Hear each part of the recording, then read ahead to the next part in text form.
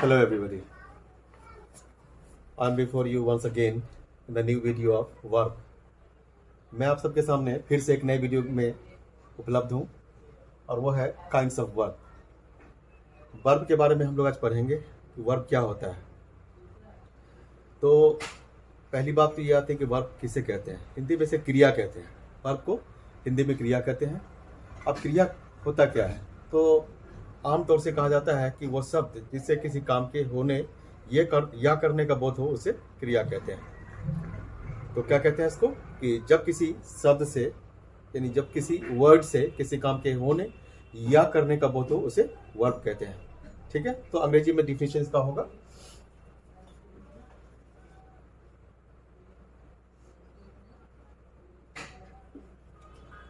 a word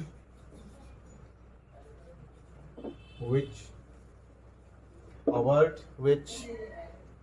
says or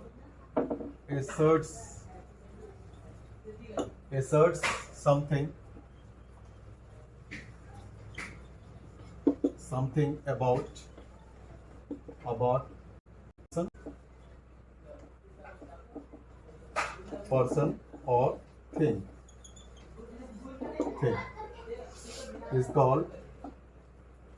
is called a verb. A word which says or asserts something about a person or thing is called a verb. ऐसा word जो किसी person के बारे में या किसी thing के बारे में, किसी की आदमी के बारे में या किसी वस्तु के बारे में, किसी व्यक्ति के बारे में, किसी वस्तु के बारे में कुछ कहता हो, बताता हो या जोर दे के कुछ कहता है, एसर्ट करता, कुछ अपनी तरफ से वक्तव्य देता हो, बताता हो। ठीक है, तो ऐसे शब्द को वर्ब कहते हैं। ठीक है, उदाहरण के लिए आई से समथिंग, यहाँ पर जो से है आई के द्वारा किया जा रहा है। ये जो आई है इसके द्वारा किया जा रहा है। अब यहाँ जो है से जो है कुछ इस पर्सन के बारे में, जो आई है ये जो पर्सन इसके बारे में कुछ बता रहा है। ठीक है, क्या बता रहा है? वो कहता है, कहने का काम करता है समथिंग। तो अगर हम यहाँ कहते हैं कि ये होने की क्रिया या करने की क्रिया को दर्शाता है, तो यहाँ हम देखते हैं कि करने की क्रिया को दर्शा रहा है, करने के काम को दर्शा रहा है। ठीक है, कहीं के पर होने की क्रिया भी आएगा, आगे हम एग्जाम्पल देंगे। जैसे मैं अगला एग्जाम्पल दूं तो जैसे वी आर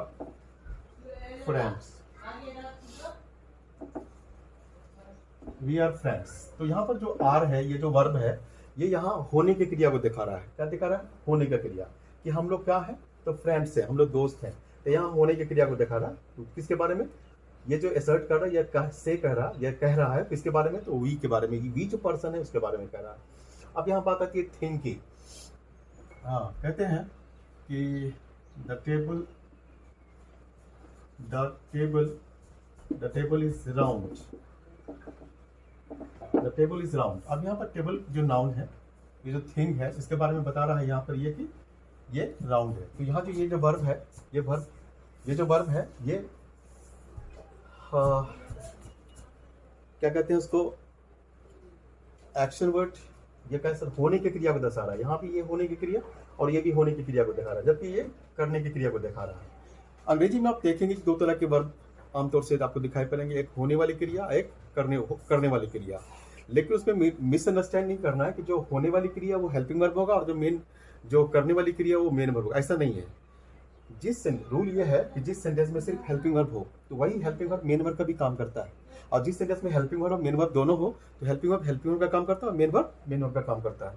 इसलिए इस कंफ्यूजन में ना रहे कि सिर्फ हेल्पिंग वर्ब जो है वही सिर्फ हेल्पिंग वर्ब, हेल्पिंग वर्ब ही जो है वो हेल्पिंग वर्ब ही सिर्फ होने की क्रिया को दिखाता है, और जो मेन वर्ब है वो सिर्फ करने की क्रिया को दिखाता है। ऐसा नहीं है। ठीक है, तो अब जरा हम लोग आगे बढ़े कि वर्ब। अभी मैंने वर्ब के बारे में बताया कि वर्ब जो है दो प्रकार। वर्ब जो है वो शब्द होता है जो किसी पर्सन के बारे में या किसी थिंग के बारे में, किसी व्यक्ति या किसी वस्तु के बारे में कुछ बताता है, कुछ कहता है। ठीक है, अब हम लोग आगे बढ़े कि वर्ब कितने प्रकार के होते हैं।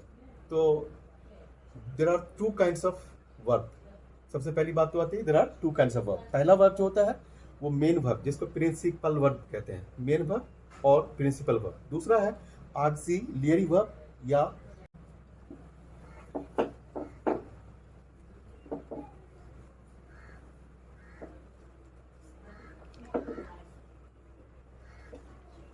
there are two kinds of verbs. There are two kinds of verbs. पहला है principal verb. Principal verb जिसको मेन वर्ब भी कहा जाता है, मेन वर्ब जिसको मेन वर्ब भी कहा जाता है। दूसरा है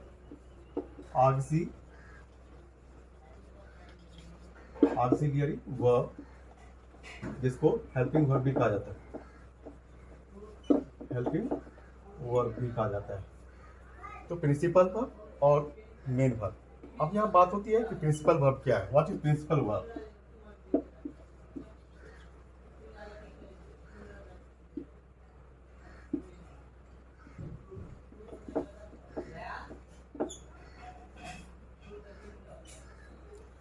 प्रिंसिपल वर्ब किसे कहते हैं? तो ऐसा वर्ब जो किसी काम के करने को दर्शाता है।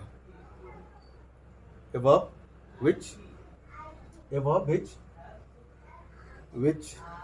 tells something about or says something about a noun or pronoun, ठीक है।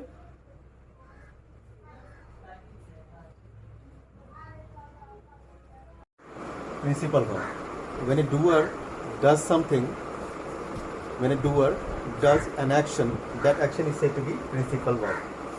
जब किसी कर्ता द्वारा जो कोई क्रिया किया जाता है उस क्रिया को प्रिंसिपल वर्ब कहा जाता है, यानी मेन वर्ब कहा जाता है। व्हेन ए डूअर, डूअर का मतलब किसी क्रिया का कर्ता, यानी कर्ता जो कोई क्रिया करता है उस क्रिया को मेन वर्ब में कहा जाता है, ठीक है। जब कोई कर्ता कोई क्रिया करता है तो उस क्रिया को मेन वर्ब कहा जाता है, ठीक है। When a doer does an action, that action is said to be principal verb. Action grammar की भाषा में क्रिया को कहा जाता है, काम को कहा जाता है, कार्य को, वर्क को कहा जाता है। तो when a doer does an action, it is said to be action. That action is said to be a principal verb. Principal verb. जब कोई किसी क्रिया द्वारा, किसी कर्ता द्वारा जो कोई क्रिया किया जाता है उस क्रिया को प्रिंसिपल वर्ब कहा जाता है, that's what principal verb. Example के लिए जैसे कहते हैं play, go, read, come, see, notice, wait, etc। बहुत सारे वर्ब होते हैं, come, read, go, run, eat, jump, dance, sing, जितनी भी जो क्रिया है ये मुख्य क्रिया है। Play, go, read, come. Play मतलब खेलना, गो मतलब जाना, रीड मतलब पढ़ना, कम मतलब आना, सी मतलब देखना, नोटिस मतलब ध्यान से देखना, वेट मतलब इंतजार करना, इत्यादि। ये सब जो है मुख्य क्रिया है, ये जो मेन वर्ब है, they are called main verb.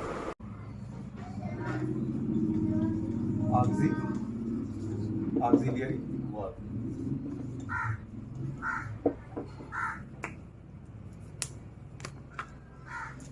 Auxiliary verb. What is auxiliary verb?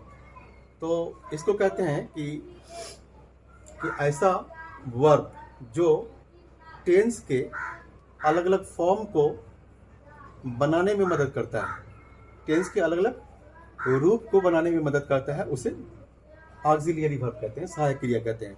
ऐसे तो आमतौर से कहा जाता है कि जो सहायता करता है, जो सहायक होता है, हेल्प करने वाली जो क्रिया होती है, जो ऑक्सिलियरी यानी सहायक है, जो साथ में एक्स्ट्रा होता है, उस क्रिया को ऑक्सिलियरी वर्ब कहते हैं, सहायक क्रिया कहते हैं। लेकिन इसको अगर हम देखें सही ढंग से तो ये होगा कि जब किसी भी सेंटेंस में, ठीक है, टेंस के अलग अलग फॉर्म को निर्धारित करने में जो मदद करता है उसे ही ऑक्सिलियरी वर्ब कहते हैं, वो सहायता करता है। ये जो हेल्पिंग वर्ब है वो एक प्रकार का वर्ब है जो वर्ब के फॉर्म को, अलग अलग फॉर्म को निर्माण करने में मदद करता है, तो ऐसे वर्ब को ऑक्सिलियरी वर्ब कहते हैं। या अगर सामान्य रूप से कहें तो ये कहेंगे कि ऐसी क्रिया जो किसी भी मेन वर्ब की सहायता करता हो, ठीक है, मेन वर्ब की सहायता करता हो मीनिंग को पूरा करने में, या किसी पर्सन या थिंग के बारे में ज़्यादा अच्छा से बताने में मदद करता हो, ठीक है, सहायता करता हो मुख्य क्रिया की, तो ऐसे क्रिया को हेल्पिंग वर्ब यानी ऑक्सिलरी वर्ब कहते हैं या हेल्पिंग वर्ब भी कहते हैं। A main verb which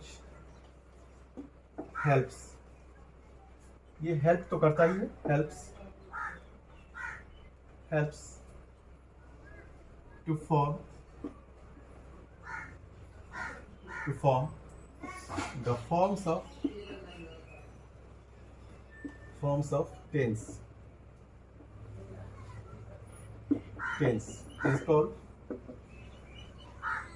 is called an auxiliary verb, इसे auxiliary verb कहते हैं। Example, is, am, are, was, where, can, could, etc। मैं इसका जब विस्तार बताऊंगा उसमें ये बातें आ जाएंगी कि कौन कौन हेल्पिंग वर्ब कैसे कैसे होता है, वो और मेन वर्ब के बारे में विस्तार से मैं बताऊंगा। मैं सबसे पहले इसके बारे में बता दूं कि is, am, are, was, were, do, does, did, have, has, can, could, will, shall, ये सब जितने भी हैं हेल्पिंग वर्ब हैं, ये सब हेल्पिंग वर्ब है, ठीक है। तो इज जो है, आगे आप जानेंगे कि इज, एम, आर, ये सब वर्ब टू बी में आता है, वाज, वेयर, ये सब वर्ब टू बी में आता है। जैसे फिर डू वर्ब जो होता है, डू वर्ब में आता है डू, डज, डिड, ठीक है। हैव, हैज, हैड, आप कुछ किसी ग्रामर में आप देखेंगे कि वो वर्ब टू बी लिखा होगा और उसके साथ is, are, am, was, were ये लिखा होगा, वर्ब डू लिखा होगा उसके साथ डू, डज, डिड ये लिखा होगा, वर्ब हैज लिखा होगा और उसके साथ जो है ना हैव, हैज, हैव ये लिखा होगा, और इसी तरह से विल लिखा होगा, उसका पास्ट टेंस वुड करके दिया होगा ब्रैकेट में, ऐसा करके दिया होता है। तो सबसे पहले मैं अब फिर से लौट जाऊँ मेन वर्ब की तरफ। अब मैं मेन वर्ब को डिस्कस कर लूँगा, फिर मैं लौट के आऊँगा ऑक्सिलरी वर्ब पर।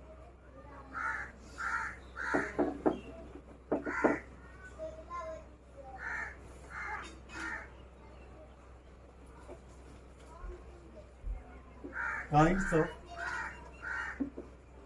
मेन वर्ब, मेन वर्ब के जो काइंड होते हैं उसकी चर्चा कर लेते हैं। तो there are two kinds of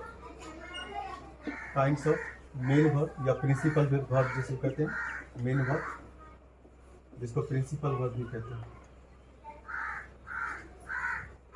principal verb जो there are two kinds of principal verb जिसको मेन वर्ब भी कहते हैं। तो पहला है transitive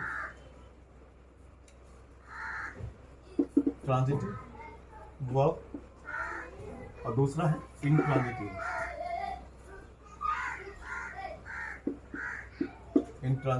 verb, transitive verb and intransitive verb. अब सबसे पहले आता है कि ट्रांजिटिव वर्ब है क्या।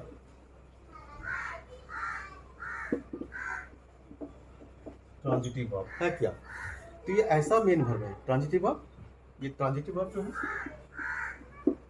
ये ऐसा मेन वर्ब है दैट नीड्स एन ऑब्जेक्ट, ऐसा मेन वर्ब जिसे ऑब्जेक्ट की आवश्यकता होती है सेंस को, ठीक है, विस्तार देने के लिए, सेंस को, मीनिंग को अच्छा करने और विस्तार देने के लिए जब ऑब्जेक्ट की जरूरत होती है तो ऐसे मेन वर्ब को ट्रांजिटिव मेन वर्ब कहते हैं, ठीक है। ऐसा मेन वर्ब जिसे ऑब्जेक्ट की आवश्यकता होती है मीनिंग को या तो पूरा करने या विस्तार देने के लिए, ठीक है, तो ऐसे मेन वर्ब को ट्रांजिटिव मेन वर्ब कहता है। अ मेन वर्ब और a principal verb, a main verb which needs मतलब आवश्यकता होती है, a main verb which needs an object to make the sense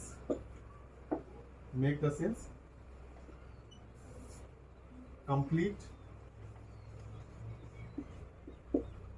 or lengthen।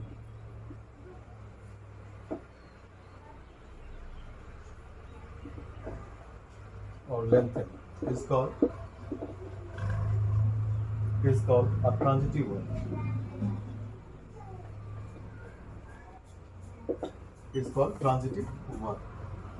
Example, ऐसा मेन वर्ब जिसे जरूरत होती है ऑब्जेक्ट की मीनिंग को या तो पूरा करने के लिए या उसको लंबा करने के लिए, उस बात को लंबा करने के लिए, ठीक है, उस बात को या उस बात को लंबा करने के लिए जब जरूरत पड़ती है तो उसमें ट्रांजिटिव वर्ब का प्रयोग होता है। उसे वैसे मेन वर्ब को ना ट्रांजिटिव वर्ब कहते हैं, ठीक है, जिसे ऑब्जेक्ट की आवश्यकता होती है मीनिंग को पूरा करने या उस मीनिंग को लंबा करने के लिए, तो उसको ट्रांजिटिव वर्ब कहते हैं। एग्जाम्पल